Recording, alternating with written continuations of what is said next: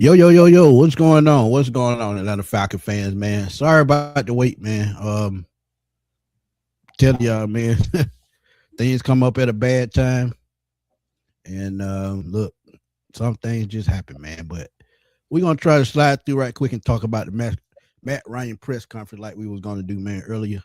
Mm. Cause look, it was some talking points in that press conference that I absolutely loved, and a lot of them is what me and Chris figured out already. Like I told y'all, if y'all follow us on Twitter, we figured out the puzzle, man. And when you figure out the puzzle, things just fall in place. But if y'all been following the John Harbaugh thing, man, he interviewed with the Giants today, and he may be here next. Yeah, And he did not get a deal done with the Giants. So if y'all want John Harbaugh, y'all still got a chance. But Chris, you know what to do, man. hey, what's going on, everybody? Y'all know what time it is. Pop up style, had to push it back just a little bit, man. Just been doing so much other work and everything behind the scenes, but we was gonna come back at you. So here we are, man, about to talk about Matt Ryan, president of football. And hey, man, I got a question though. I've been seeing Run so it. much. I've been seeing so much. Like, why is everybody so upset with Arthur Blank? Like, I guess they were saying like he was talking too much in the press conference and everything like that. I've been seeing people saying that. I mean, he's the owner, man. He get to say whatever he want when he want. He ain't got to ask nobody. He ain't got to ask permission to speak. And basically, I didn't have no problem with it because the reporters, they were asking no dumb question. They were asking the question, same question over and over. So he was just clarifying as to what was said, and they were just, you know how they try to bait you into saying something that you don't want to say. Yeah, So he yeah, just kept clarifying, what was trying to be said, and they were trying to twist and turn everything. So I get it. So I don't need to be mad at Arthur. Be mad at the reporters for asking them dumb questions. They were asking the questions as clear as they could. So and some of the questions were running together. So they answered some of the questions two and three times. So I yeah, mean, let's be real, man. You can only do so much, man. I have no everybody problem with it. Go ahead. questions. I just say everybody got the similar questions. But Yeah, yeah, but yeah, I ain't have a problem with it either. Like you said, he's the owner.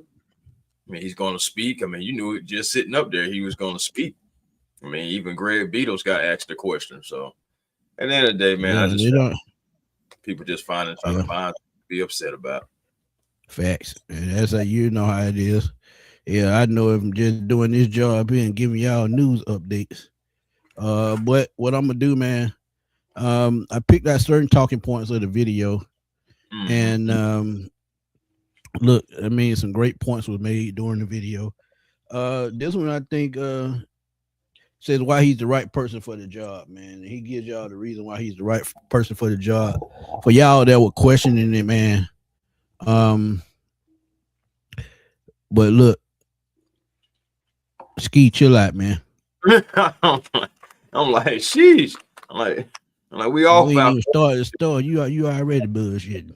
We all Falcon fans here. Yeah, I mean, we Man, got to do what we got to do, man. We got to support whoever's on the logo. But let's get into it right quick. He gonna give y'all right quick. You know why he feel like he the man for the job. I hope I can. This organization do everything it can to be champions and to win championships. And, there is a sense of unfinished business of, we were close at times and we had some success here and there.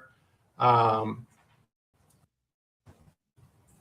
I truly believe we're going to get there and have full faith in the people that we have in this building and the folks that are going to be coming into this building are going to help us get there.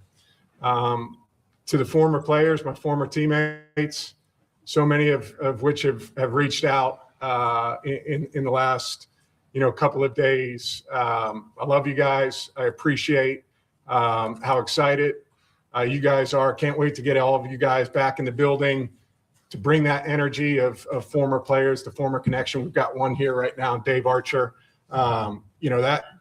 That kind of stuff means a lot to a building. I know that from sitting in those seats as players, when you see former guys come back and the respect that the guys in our locker room have for that. going to be an important part of my time here because you guys have paved the way for the guys that are coming in and a part of it right now. And look forward to that being a strong part of who we are as an organization.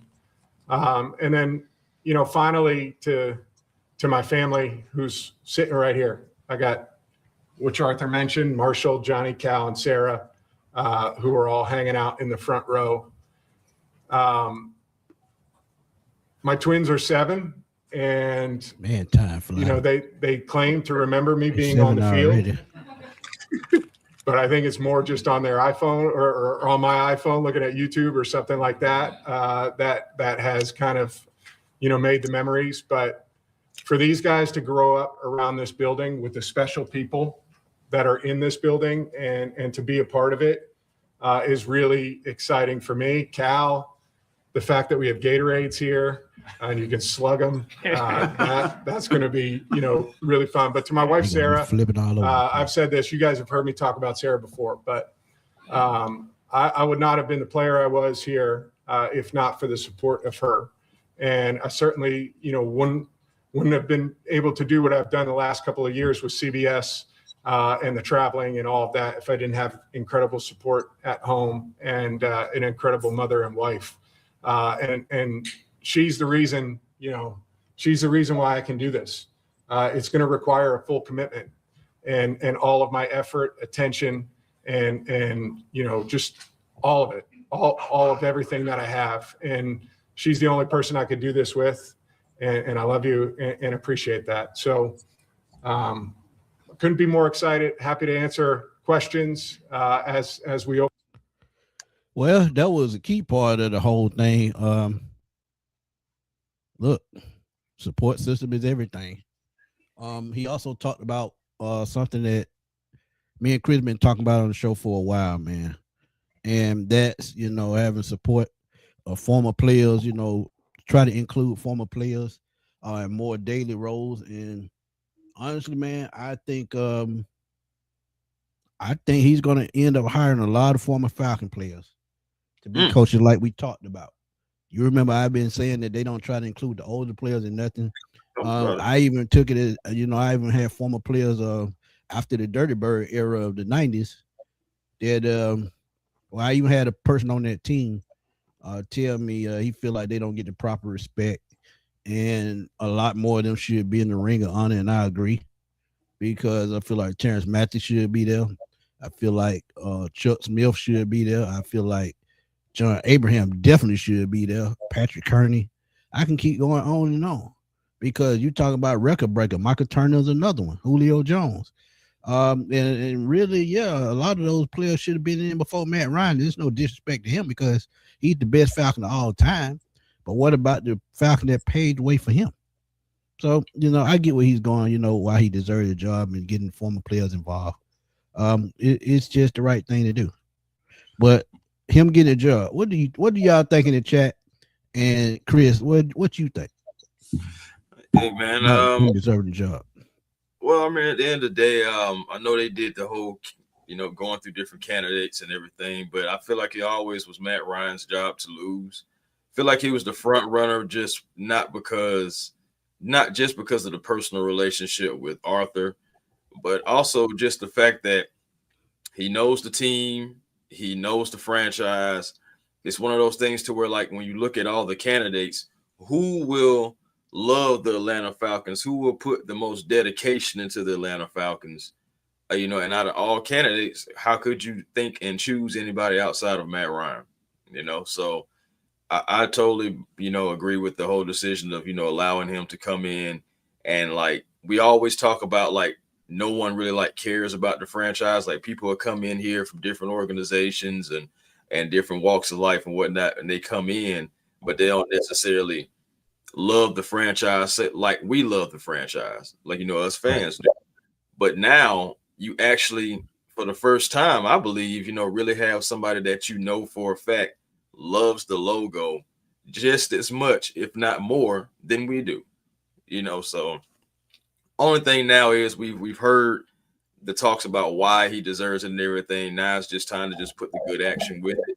And I believe if Matt Ryan does that, just like Arthur Blank did say when he did speak, he was talking about, hey, maybe Matt can be here for the next 10 years or beyond. We'll see. Yeah, absolutely. Absolutely. So I'm trying to find the next talking point. Mm-hmm. And this talking point is how they evaluate the coaches. And we've been talking about that as well. Because as I told y'all, my personal feelings, I feel like it's still gonna be Arthur Blank who get hired. I think he's gonna still be like a Richmond K type process. They're gonna all sit down with the coaches and the GMs. And I've been wondering myself, and they answered it in this video as well, as to how can you hire a coach before a GM? And they've said that they're going to try to hire both of them on the same plan level at the same time. Just make sure they're working together. And I'm sure all the candidates that they talks to Matt Ryan, and gives him an idea, what they're trying to do, the process they're trying to go through. And I get that part.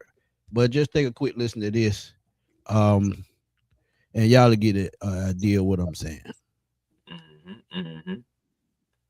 Mentioned that you got this new position and then you were in interviews. I'm curious, how will you evaluate a head coach differently than maybe some other front office execs around the league? Well, I can't speak for how other people do it, or what their process is or is not. I know there are certain things from my perspective as a player that you look for, character, being one of those. I think emotional stability. It's hard. It's a really difficult job to do, and there's lots of highs and lows, and some of the best guys that I was around in those positions were very stable emotionally, and that's certainly one thing I'll be for.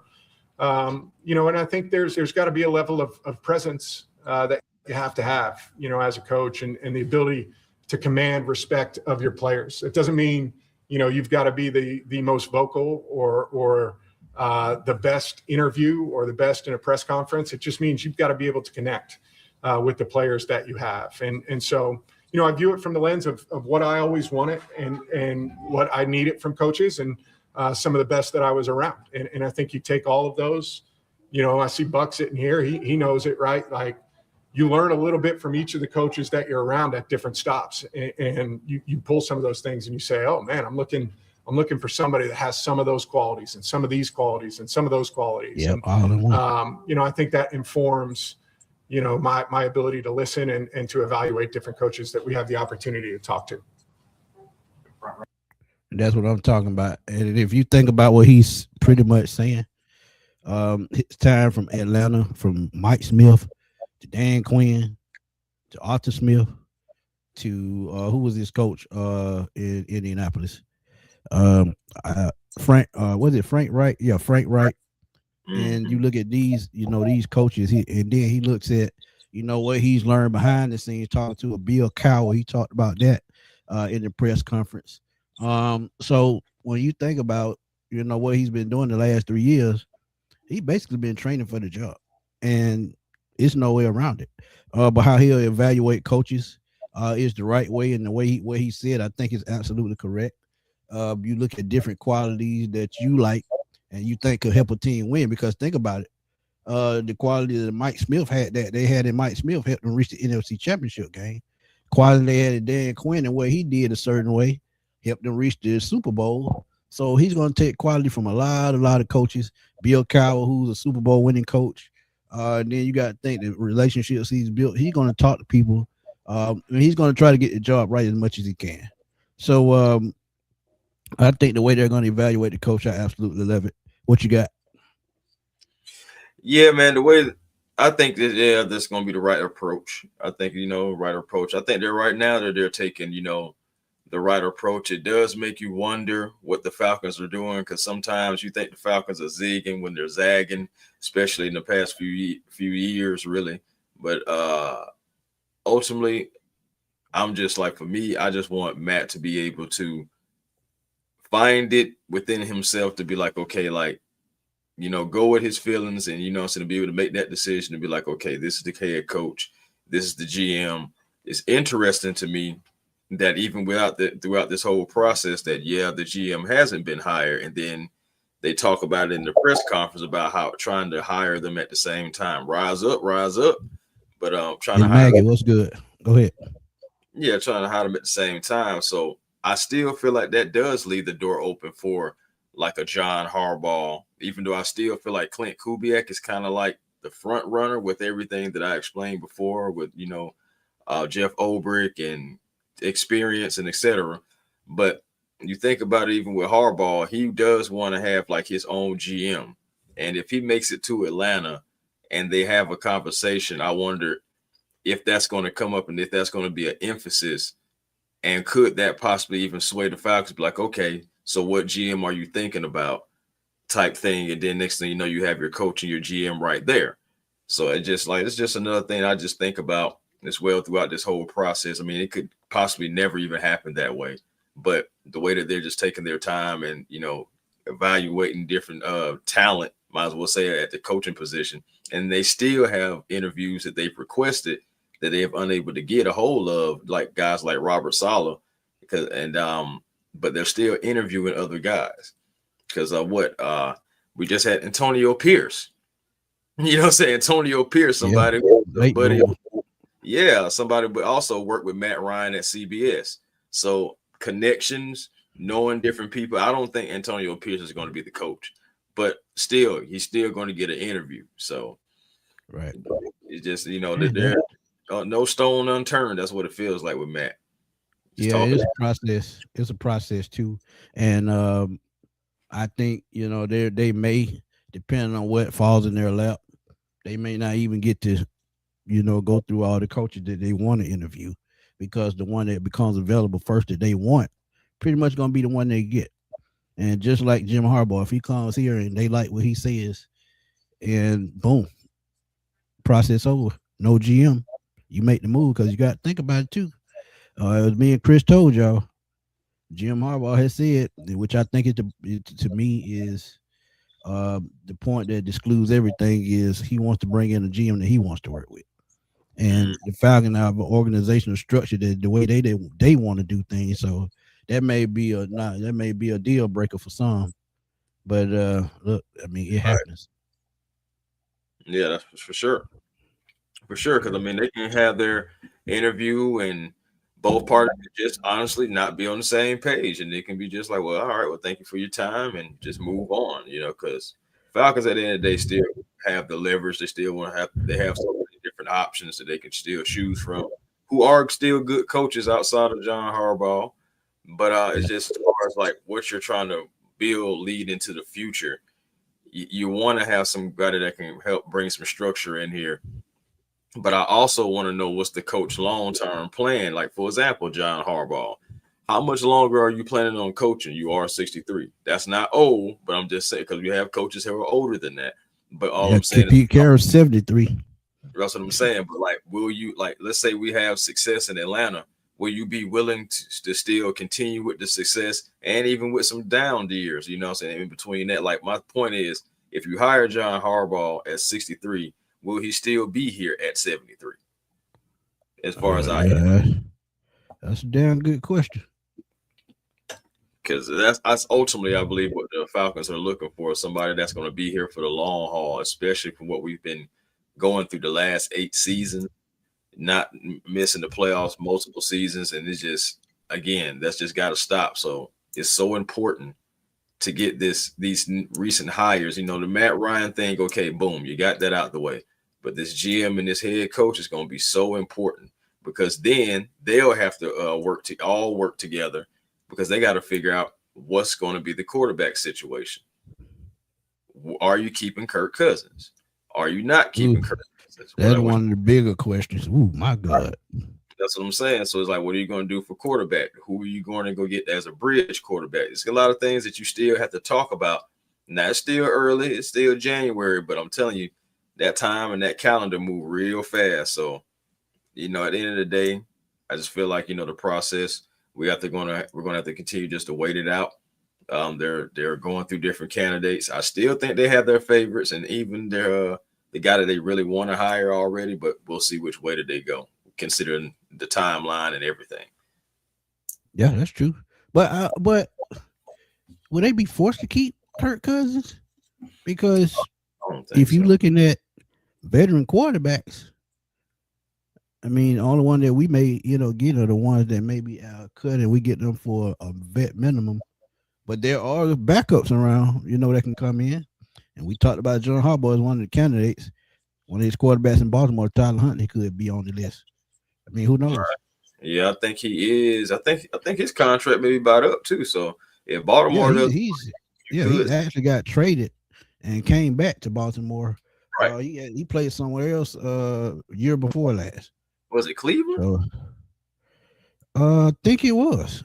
I think it was. So they have that revolving door over there, man. I think I had slipped up and ended up as a quarterback for a game. Don't know how, but all I know I is ain't been tell that lie. I wouldn't be nothing but a water boy. yeah, I was like, shoot. Oh, don't worry. We still lost the game. I mean, I'm just saying. And speaking of head coaches, he gonna give y'all a quick listen as to how they gonna come up with that, and it's gonna be interesting. It's pretty much what me and Chris has said already. Sometimes you just have to let things be what they're gonna be and let them run the way they want to run it. Right. But this is what they said about hiring the head coach. Strong working relationship together. Mark?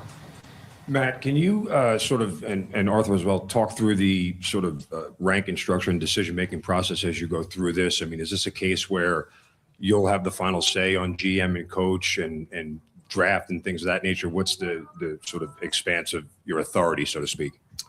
Yeah, I think Arthur has been really clear to me with what that structure is going to look like. And, ultimately Arthur's football team is his football team, but I understand the task that has been laid at my hands. That is to lead this process along with, the guys that and women that are along for that. But ultimately, we're going to come together. We're going to work collaboratively, and we'll make a recommendation to Mr. Blank of what we think. But I'm comfortable with that. I think one of the things that's important to stress, which should be important for all the coach candidates and GM candidates, is that, and Matt made it clear to me, I mean, he has no desire to do their job. I mean, the coach will pick the coaches, position coaches, coordinators, et cetera. GMs will, style out their whole organization, helping to draft and free agency, et cetera. So, I mean, Matt will be involved in that, but Matt did not sign up to do their job. He signed up to get the best people for them to do their job. Man Stern, with his support, his wisdom, and his guidance. Hit his hand on based on his experience. And that's what I'm looking for. Mark Ramondi, then Terrence. I guess for any. Yeah, and it's basically exactly what he's saying, man. He got hired to do one job, and that just support the GM and the head coach. Get him input as to what he wanted, how he wants things structured. And he's over the GM, so if they mess up, guess what? He gonna get in trouble. Mm-hmm. Now, I don't know what happened with Rich McKay and why that went on so long, but you talk about draft picks in the war room at the draft board. You talk about the process of bringing in free agents, working with the GM, getting the cap number under control as to how much people gonna cost. Just all simple things that goes along with the front office and doing the GM job and the head coaching job with the roster, and things of that nature. So I think, he has an idea of what he want to do. And as I said earlier, when he's been, talking to folks, you got to remember, Ryan Poles is his best friend, Chicago Bears GM. So he's giving him the ins and the outs on how to be a GM. And I'm going to tell y'all, and I'm going to be honest, I think Ryan Poles was the right hire for the Chicago Bears. Because when have you seen Chicago outside of defense draft aggressively for a quarterback? Outside of Mitchell Trubisky, who was terrible. You got to remember when they made it to the Super Bowl last time, Rex Grossman was their quarterback. Yep. So Rusty Rex. Hey, we got you, Furball. Hold on for a second. We just trying to make a point. We see you, man. We see you. Go ahead. No, it's just like you were saying, Rex Grossman. I was like, yeah, man, Rusty Rex. But yeah, Ryan Poles, he was definitely worked out for Chicago. And that's another reason why, Ian is kind of high on the list, because it's like, okay, well, you're the assistant. So we figure you don't rub the elbows and learn something from this guy and could possibly be able to come in the GM role and do it yourself. Right. But yeah, man, I think, ultimately, yeah, Matt has a plan, because again, he's been talking to former players, been talking to guys who, have been doing it, has done it and everything, just, picking the brains from, and that's what you're supposed to do. So I like how Matt Ryan is like carrying himself about with the whole situation, seeking out that knowledge, because he knows he's coming into a very important role. And really, honestly, he's got to knock it out of the park. Of course he's going to be given grace, but at the end of the day, the job is to succeed as much as you possibly can. And I think that's what Matt is trying to set himself up and set the Atlanta Falcons up for. Again, I say it again, is how could you not have a guy like this who cares about your franchise more than any other candidate that you had for discussion for the position. So again, I'm all for it, and I just want to slowly just wait and see what the process is, step by step, and see, how including the GM and the head coach, because he's even said it himself. Even with the interview process, y'all, he was given templates and everything from Greg Beatles and others just in the front office space, just to help him out with that as well, just to conduct the interviews. Because again, he is coming in, some kind of blind. So yeah, man. Yeah. Furball, what's happening? Yeah, Furball, I wanted to know. He said he's sorry to come in late, but he don't trust Matt Ryan. Never did from the start. He's already interviewing bad head coaches, like from the Panthers, Raiders head coach before. He talking about Antonio Pierce, who Chris talked about. He said this makes no sense why we hire him. First of all, I'm gonna be real with you, man. San Francisco hired John Lynch. Had absolutely not one day of experience. He's coming in. He went in blind with San Francisco. They taught him the structure of the organization, taught him how to do things behind the scenes, and he's flourished in San Francisco. Their starting quarterback was the last pick in the draft, and now he's a $50 million plus guy. They made a bold trade for Christian McCaffrey. They drafted, I think Fred Warner was a 4th or 5th round pick, and now he's the star of the team. So I think John Lynch did a pretty decent job. And he brought in Kyle Shanahan. So he's done a great job in San Francisco. And sometimes you just need to put the right person in the right place. But I feel like the reason why he has, succeeded in San Francisco is because the structure that they have in their organization and what they had in place before he got there. They taught him the 49ers way. He adapted to it. And you got to remember, he was one of the most or the biggest turnarounds in NFL history with the Tampa Bay Buccaneers. In 1995, when they brought in Warren Sapp and Derrick Brooks to anchor that defense, and Warrick Dunn the very next year. Warrick Dunn came out in 98, I think. So, but when you talk, no, that's right. Warrick Dunn was brought in around that time in 96. So when you think about what he went through in Tampa and learning from that experience and turning things around, he was able to do the same in San Francisco, because you got to think San Francisco is one of the most prestiged organizations in the league, even though they were trashed the first, 10, 13 years of their existence. When they got drafted Joe Montana and turned things around, got it. 49ers, they turned everything around. So sometimes you just need, the right piece in the right place at the right time. And I think getting Rich McKay out the way with that old way of thinking, getting somebody fresh like a Matt Ryan, like Josh Blanken, he talked about Josh as well, being part of the process. And as I told y'all, I thought it was a slow transition anyway, because I could just tell how things were just looking different as to how they did things. So we have a ways to go on this, man. And I just think we just have to wait and see. Because what they're saying, it has me sold. I mean, that part though, that we have to wait and see. That's the whole point. Like, we have all these good intentions, but y'all know I'm a good intention, but you got to have that good action type of a guy as well. And it's just, at the end of the day, we're in a business to where we have to succeed. So just to, to cater to Furball's point a little bit. Like, I understand like him being uneasy about the hire, first timer, don't have any real experience and everything, kind of got to like go out and seek knowledge from other guys who've done it before, so it's like, to be fair, I will say, that's a legit gripe, so we just have to. I get it. Don't get me wrong. I get it. Cause I mean, look, a lot of people they're still angry about that Super Bowl loss. And some of us may never get over it because of, how it transpired. It can't be about the Super Bowl loss though, isn't it? Like, man, bro, that don't have Chris, nothing to do with him being Chris. No lie, bro. I've had a handful of people tell me in public, I don't think Matt Ryan was the right hire. He couldn't even lead us to a Super Bowl win. He couldn't even make changes during the game in the Super Bowl. I've heard this a handful of times already. And he's been in job, one day? Right, So, but we all know that Super Bowl, he wasn't allowed to make any changes in the offense. Yes, he could have. Yes, he should have. But again, that game plan in place. That just he had a plan in place, and Matt Ryan is not one to kind of veer off the route of the plan. We knew that anyway. So you gotta know your quarterback at the time. You gotta know the personnel. So that's another reason why we talked about in the beginning of when all this had first transpired. Okay, what type of role is Matt Ryan going to have? What kind of authority will he have? His own voice, or will he kind of be like a wind-up dog?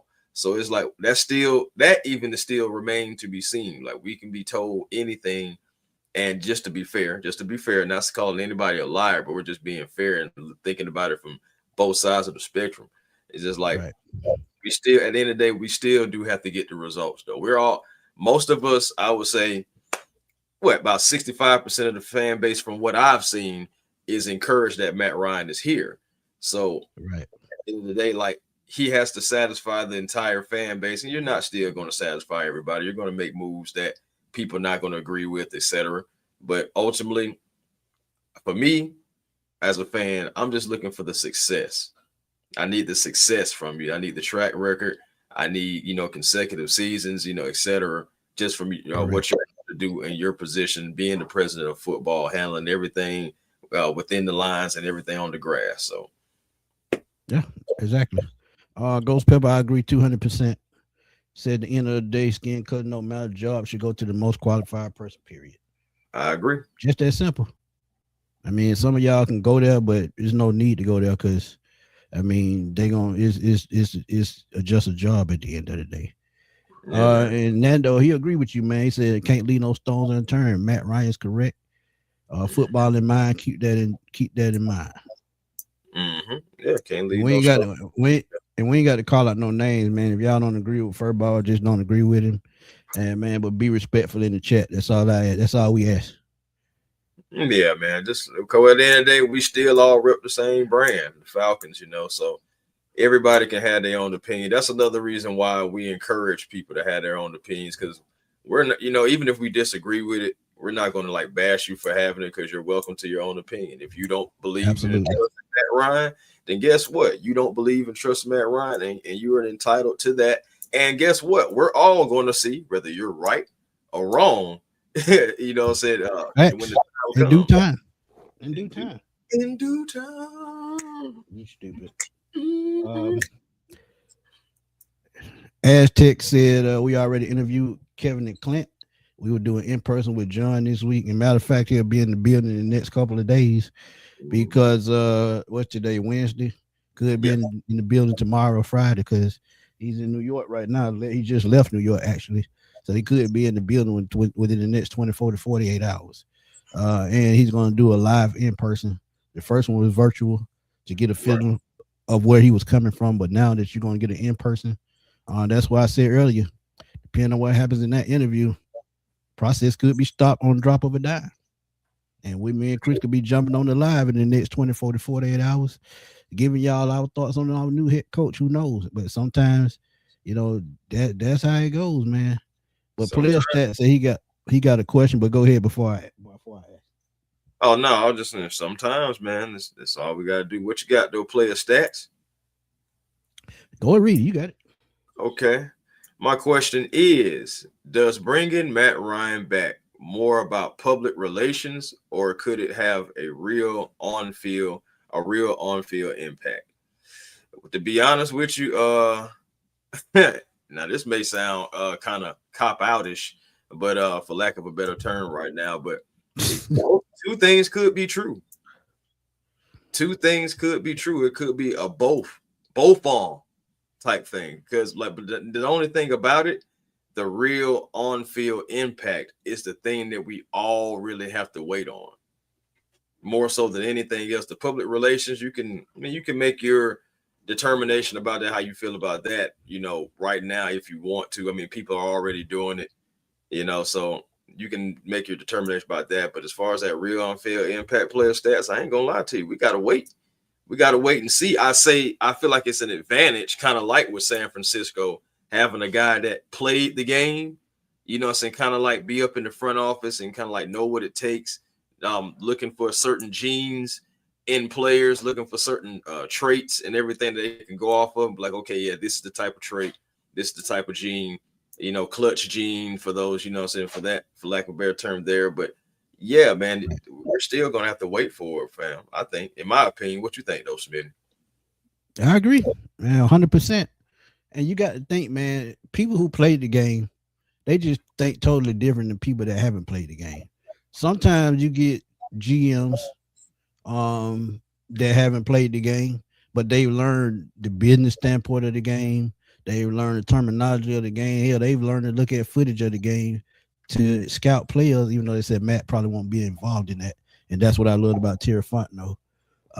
But sometimes, man, a football mind just knows things off of instinct. And their player instincts help them in a lot of situations. Because I'm trying to use somebody other than John Lynch that's been in the GM role, that has succeeded as a GM. It's not many, and I give you one that he just got fired last year, year before last. Rand Carthon, former NFL player for the Tennessee Titans. Yeah, that's right. He saw things in Derrick Henry, and he saw things in Marcus Mariota, and these guys, to put a team together under Mike Vrabel. And look, it worked for a while until they broke up the front office, then it went left.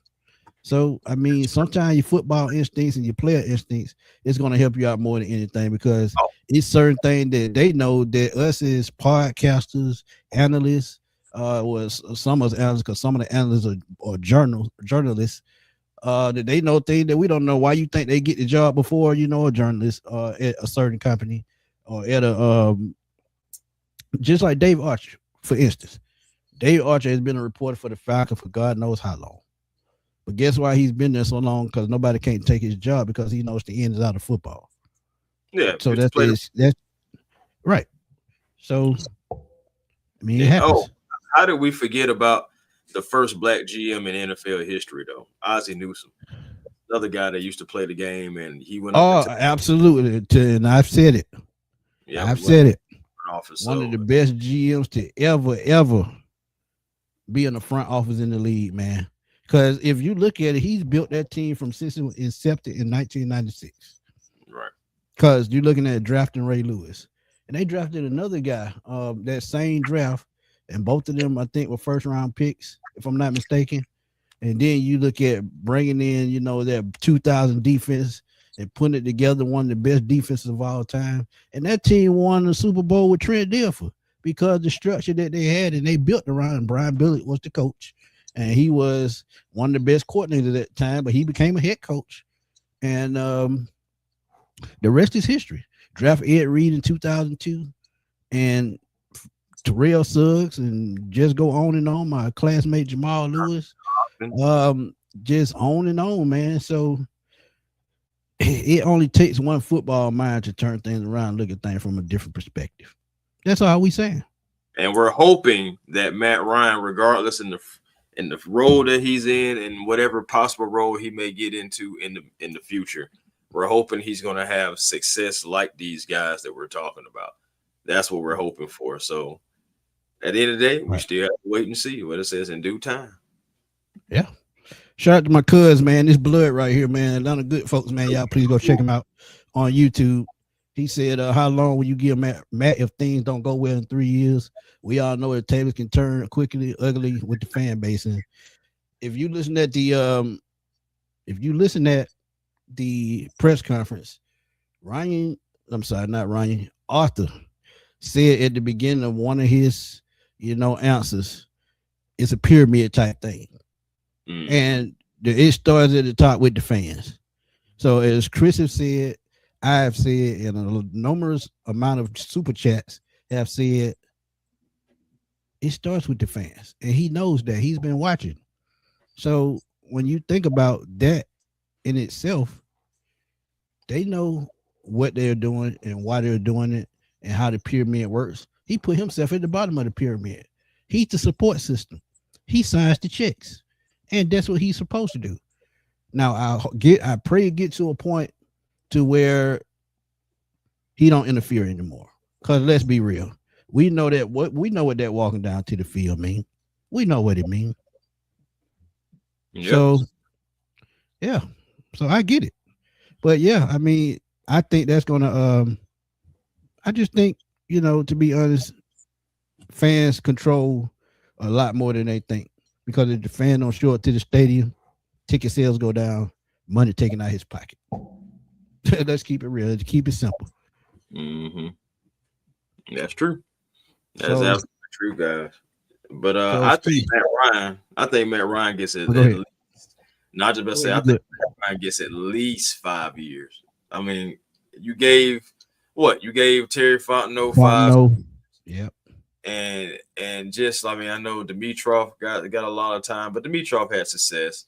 I'm just thinking about just all the front office type of guys that was through there. I mean, Greg Beadle's been with the team for 31 years, even though that's in a different capacity, but still, it's like Matt's going to at least get 5 years, right? At least that. It's Matt Ryan. But let me put it like this though, Chris.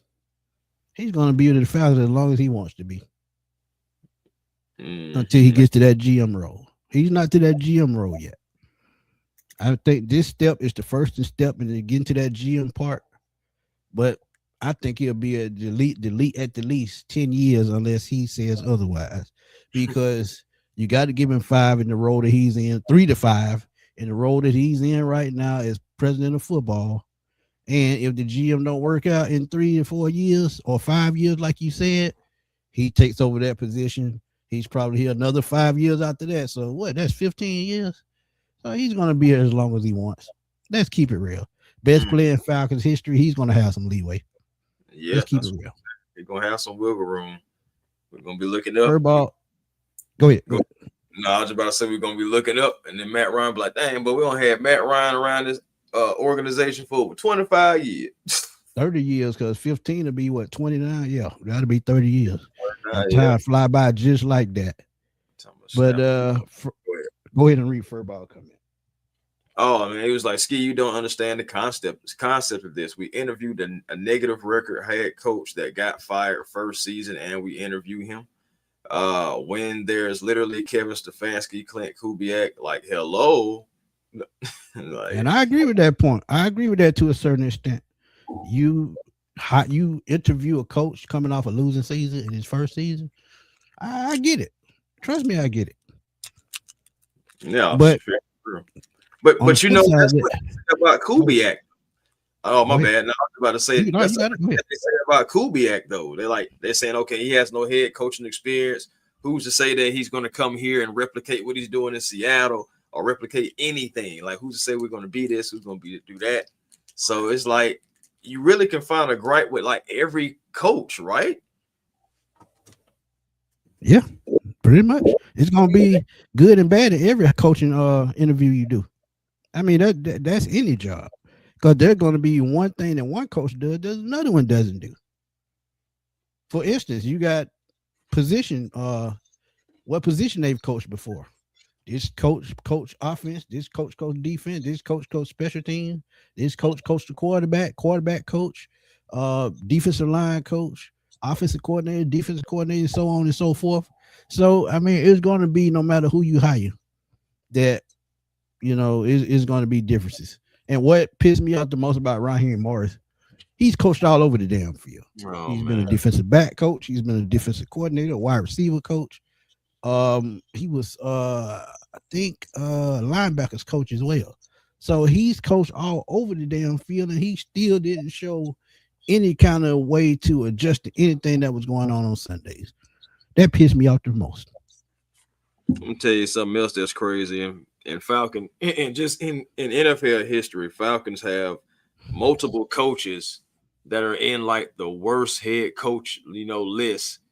And it's so crazy because apparently they already had 2 in there, but now they have 3 because of Raheem Morris as well, man. Like, it's just Who was the other 2?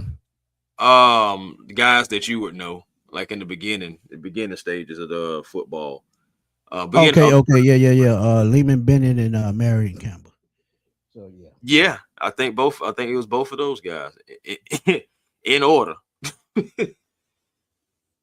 So, but yeah, you just again, and now he's a part of it in present day. So like all those guys, they were way back in yesteryears, and the Falcons were just kind of like starting up the franchise, trying to get some good players. You already know that was tough because all the good players were going into the franchises that been there the longest, like the Packers, the Raiders, all that good stuff. So regardless, at least they kind of have somewhat of an excuse.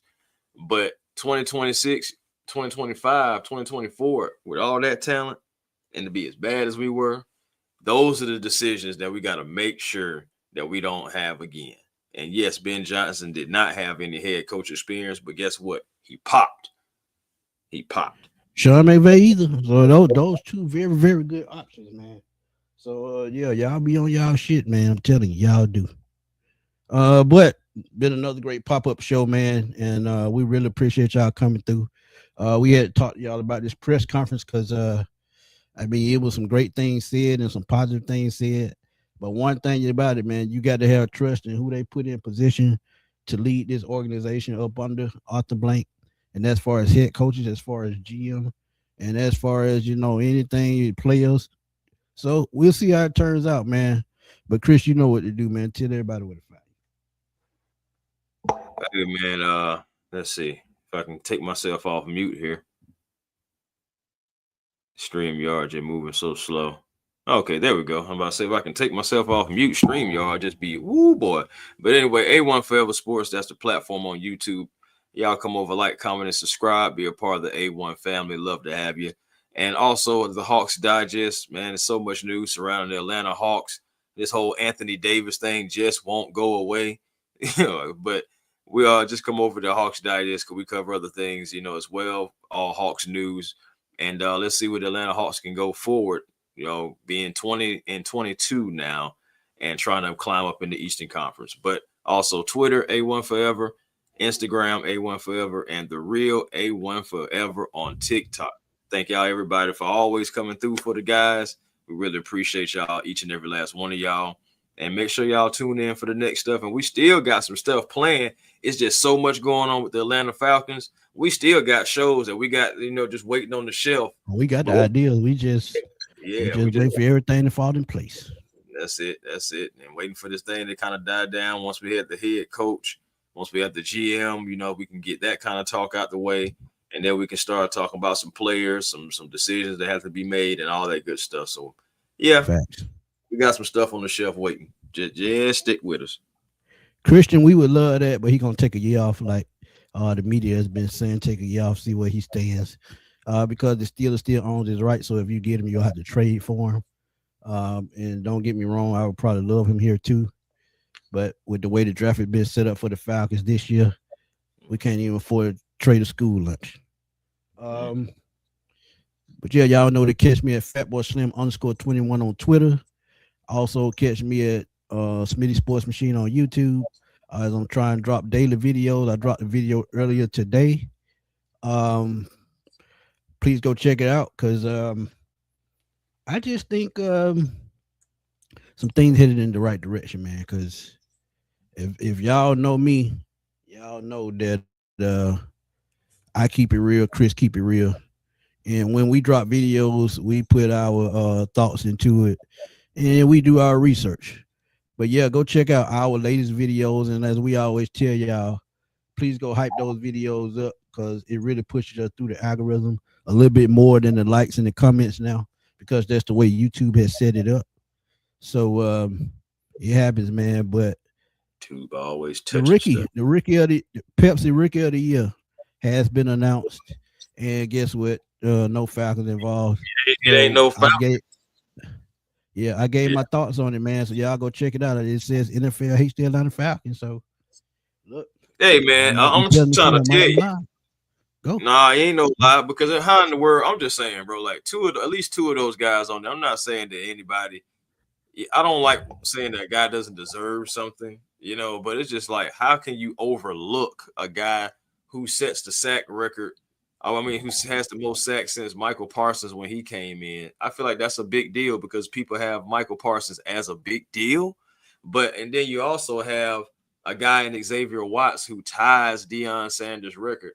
Honestly could have broke it if only he had been able to, because he had like 2 or 3 interceptions this year that he dropped.